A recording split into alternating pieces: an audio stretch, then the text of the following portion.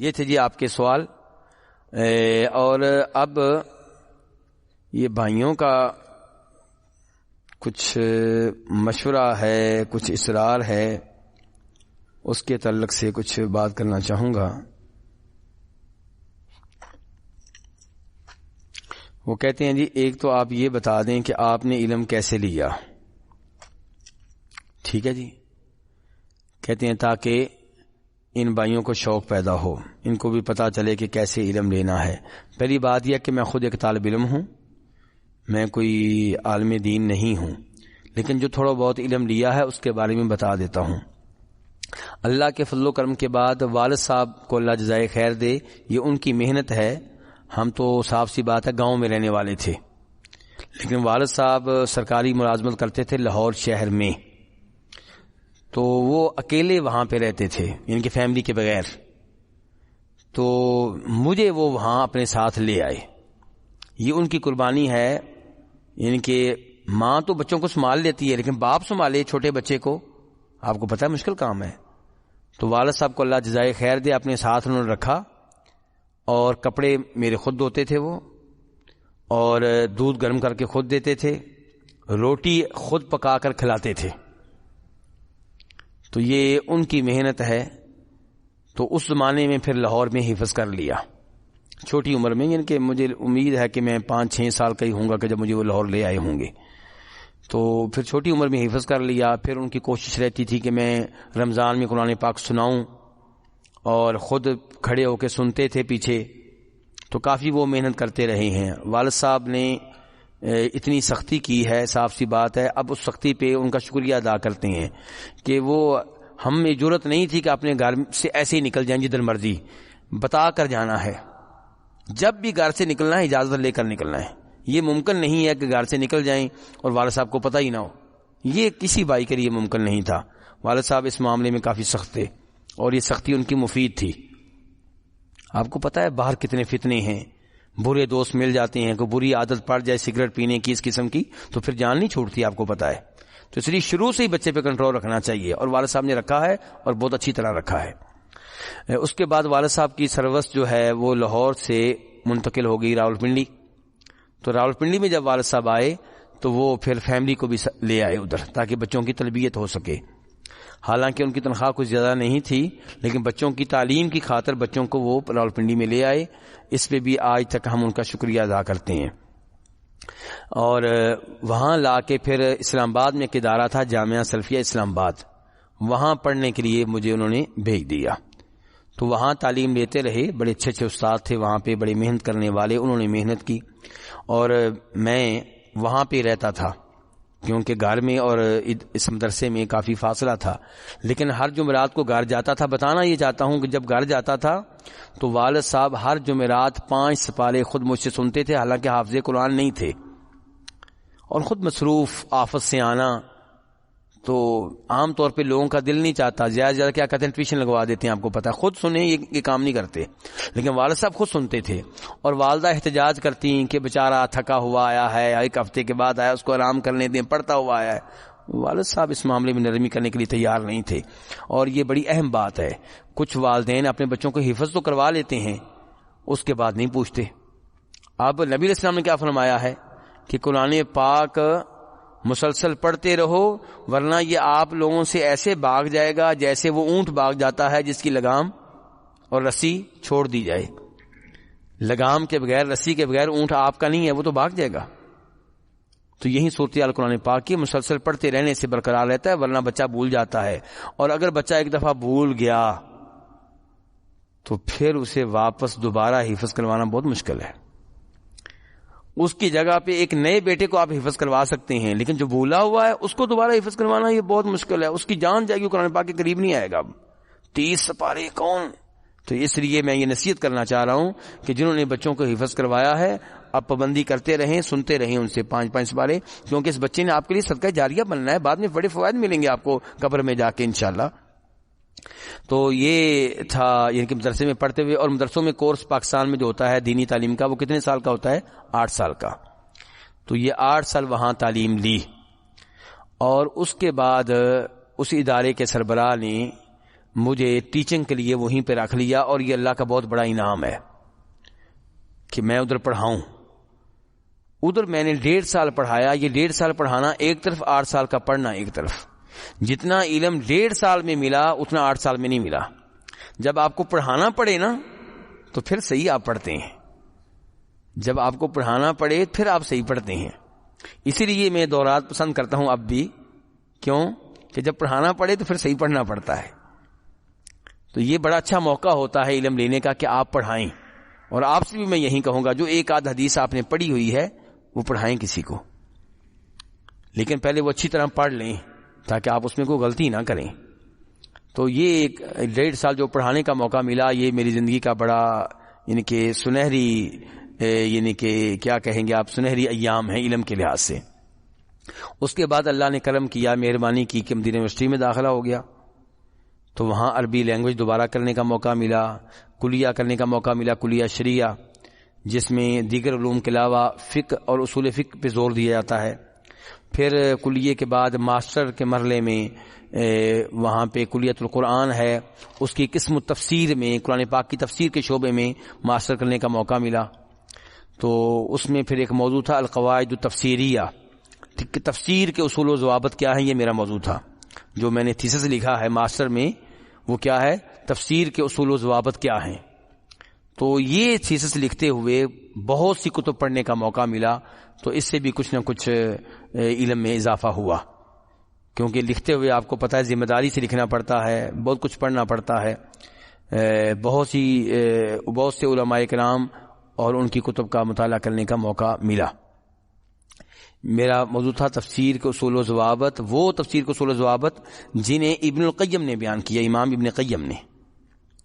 تو پھر ابن قیم کی کتب کا پڑھنے کا موقع ملا. ابن تیمیہ ان کو استاد ہیں، اسی بانی ان کی کتب کا. اور پھر پی ایچ ڈی میں جو موضوع تھا اس کا تعلق تھا ابن تیمیہ رحمہ اللہ سے، الظاہر والمؤول فی القرآن الکریم، کہ قرآن پاک کی وہ آیتیں جن کی تعویل کچھ لوگوں نے کی، کچھ علماء نے کی، کچھ گمراہ فرقوں نے کی، اور ابن تیمیہ نے ان کا رد کیا.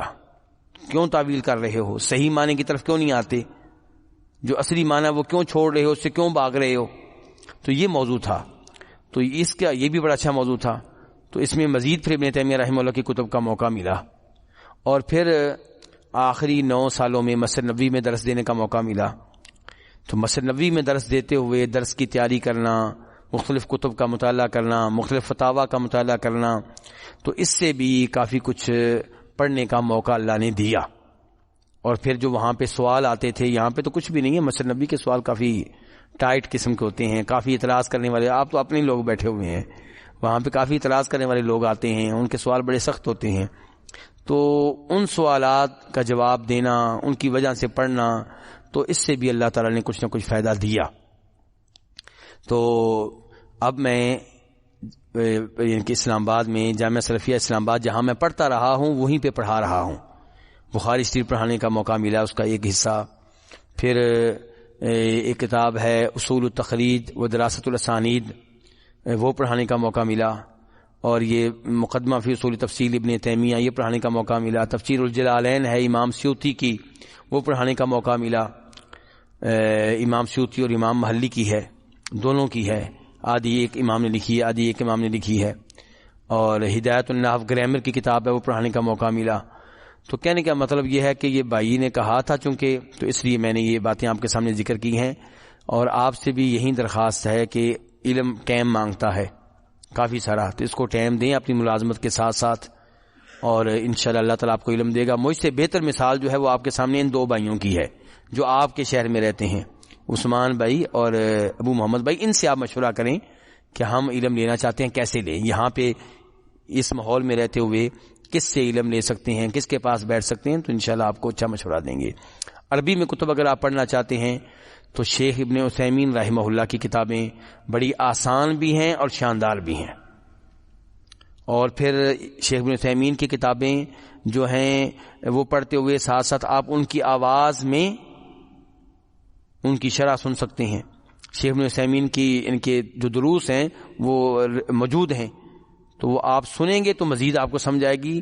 تو شیخ ابن عثیمین ایک اچھا ذریعہ ہے عربی میں علم لینے کا.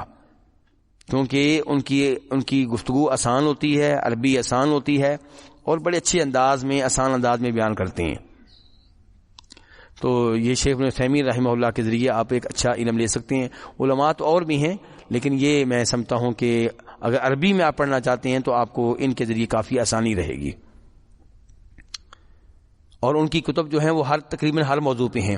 اصول تفسیر پہ بھی ان کی کتاب آپ کو مل جائے گی، عربی گرامر میں بھی ان کی کتاب آپ کو مل جائے گی، عقیدے میں بھی ان کی کتاب آپ کو مل جائے گی، توحید میں بھی ان کی کتاب آپ کو مل جائے گی. کتاب و توحید کی شرح ان کی موجود ہے، عقیدہ واسطیہ میں ان کی شرح موجود ہے، قواعد المثلی اسماء و صفات میں کن قواعد کو آپ نے لینا ہے یہ بھی ان کی کتاب موجود ہے.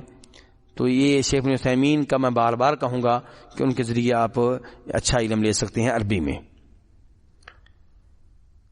اور اردو میں جہاں تک تعلق ہے، اردو میں ایک تو تفسیر میں نے آپ کو بتائی ہے، تفسیر احسن البیان، اور پھر سیرت کی کتاب ایک بتائی تھی میں نے آپ کو، کون سی؟ الرحیق المختوم. اچھا، عقیدے میں ایک کتاب ہے توحید اور ہم. کیا کتاب ہے؟ توحید اور ہم. یہ کتاب کہیں سے لیں، بڑی شاندار کتاب ہے لوگوں کا عقیدہ ٹھیک کرنے کے لیے.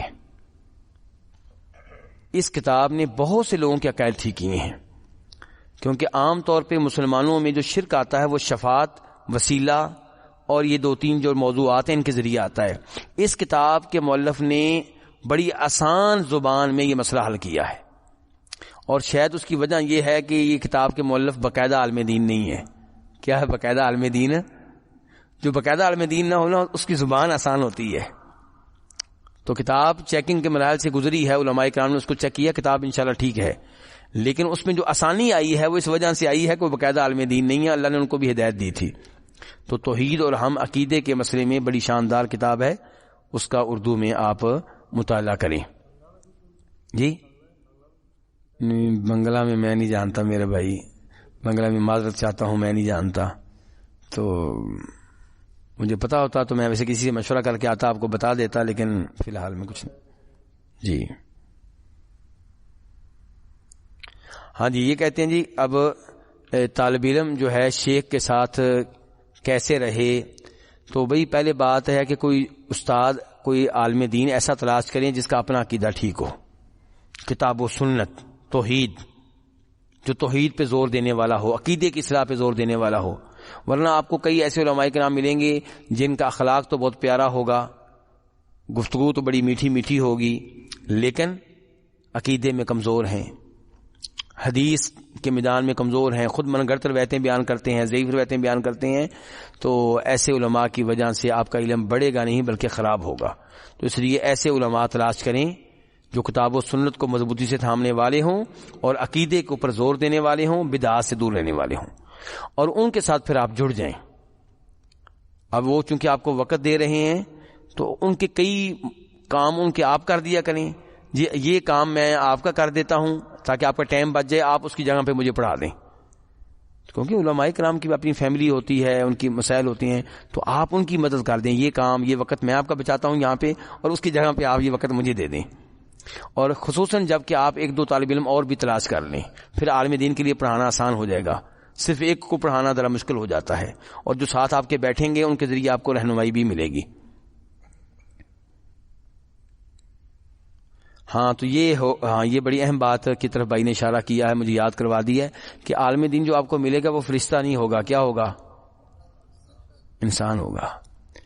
تو آپ نے اس سے علم لینا ہے، اس کو علم دینا نہیں ہے. یہ نہیں کہ اس کے اوپر فتوے لگانے شروع کر دیں. بس یہ دیکھیں آپ کے کتاب و سنت والا ہو، اس کا اپنا عقیدہ ٹھیک ہو. باقی چھوٹی موٹی غلطی اس میں ہو سکتی ہے، اس غلطی کی وجہ سے اس پہ فتوے لگانے شروع کر دینا یہ مناسب نہیں ہے. یہ پہلے سے اپنا ذہن آپ تیار رکھیں. ہاں تو یہ جب بھی دورے میں شریک ہوں کاپی پنسل لے کر آیا کریں، لکھا کریں، لکھنے سے علم بڑھتا ہے. اور یہ دورے جو ہیں ریکارڈ ہوتے ہیں، بعد میں سنتے رہا کریں. آپ کی گاڑی میں ہو یہ دورے، جب بھی گاڑی میں آپ کہیں جا رہے ہیں راستے میں سنتے جائیں. اور گھر میں اگر بیٹھے ہیں تو اپنا کوئی کام بھی کریں، ساتھ ساتھ آپ سن رہے ہوں. آپ کی بیگم صاحبہ برتن دھو رہی ہیں، ساتھ ساتھ سن رہی ہوں. روٹیاں بنا رہی ہیں، ساتھ ساتھ سن رہی ہوں. تو یہ بار بار سننے سے آتا ہے، یہ نہیں کہ ایک دفعہ سن لیا اور علم جو ہے ایسا نہیں ہے. اور پھر یہ بھی ذہن میں رکھیں کہ حوصلہ کبھی نہیں ہارنا.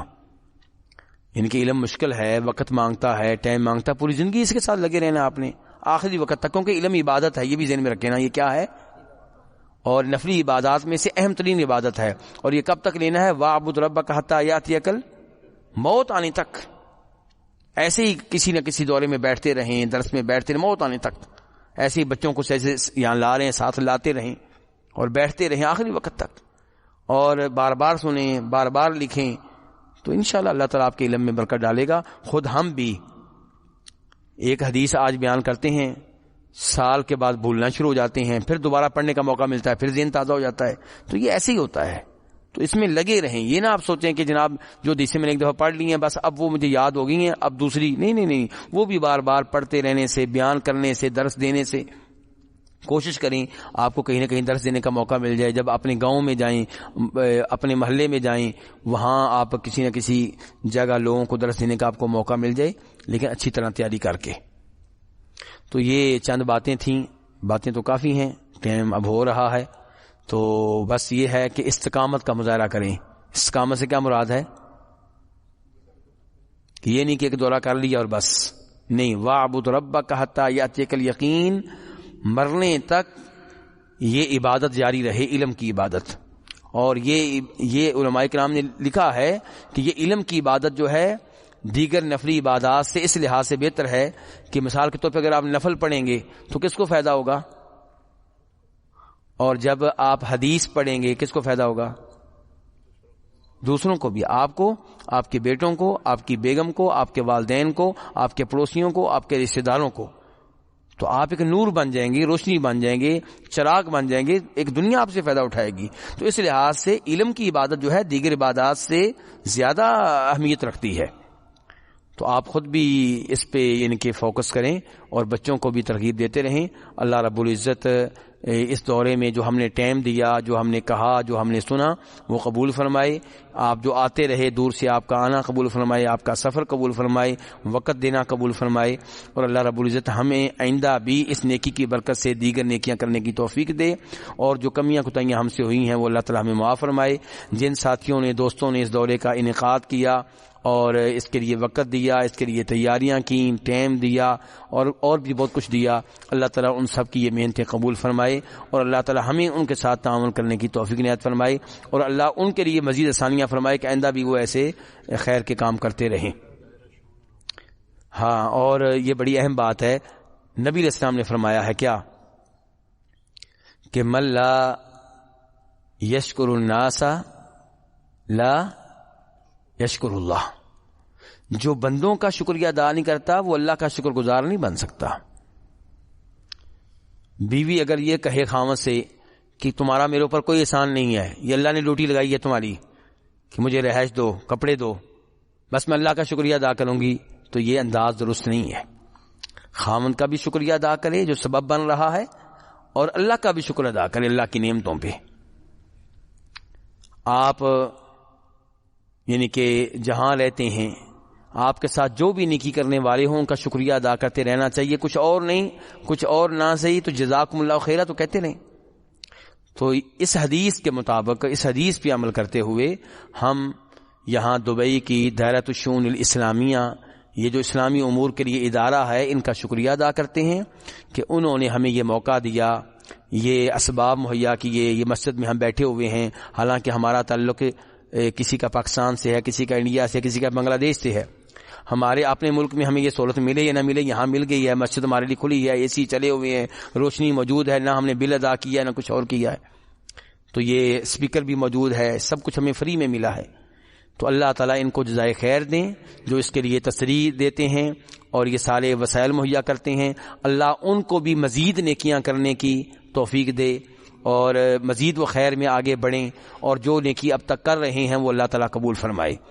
اور اللہ تعالیٰ یہاں کی حکومت کو بھی جزائے خیر دے کہ جو مسجدوں کا انتظام وغیرہ سنبھالے ہوئے ہے، اللہ ان کو بھی مزید مساجد کا انتظام سنبھالنے کی اور مزید بہتر بنانے کی توفیق عنایت فرمائے. اور اللہ تعالیٰ ہمیں جہاں بھی مسلمان حکمران ہیں ان کی اطاعت کرنے کی توفیق دے خیر کے کاموں میں، اور ان کی جیسا کہ حدیث میں آیا ہے، قرآن میں آیا ہے کہ وہ اولی الامر منکم، تو اللہ تعالی ہمیں شریعت کے اس پہلو پہ بھی عمل کرنے کی توفیق عنایت فرمائے۔ وصلی اللہ تعالی علی نبیہ محمد وآلہ وصحبہ اجمعین۔